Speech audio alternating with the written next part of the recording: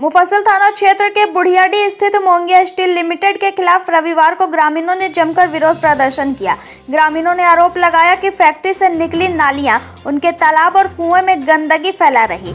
नालियों से बहने वाले तेल और रासायनिक कचरा पानी को प्रदूषित कर रहा, जिससे कई ग्रामीण डायरिया जैसी बीमारी से पीड़ित है और कुछ की मौत भी हो चुकी है। गुस्साए ग्रामीणों ने सुबह से ही मोंगिया स्टील के मुख्य गेट को जाम कर दिया और फैक्ट्री प्रबंधन से तत्काल समाधान की मांग की। उनका कहना है कि अगर जल्द ही इस समस्या का निवारण नहीं किया गया तो वे उग्र आंदोलन करेंगे। ग्रामीणों ने साफ पानी और बिजली की भी भारी समस्या बताई है, जिसे लेकर प्रशासन से हस्तक्षेप की मांग की गई है।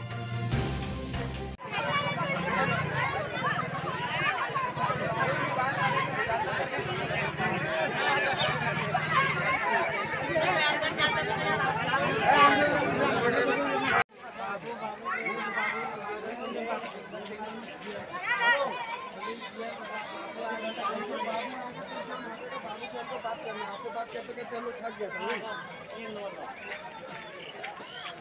आगे तो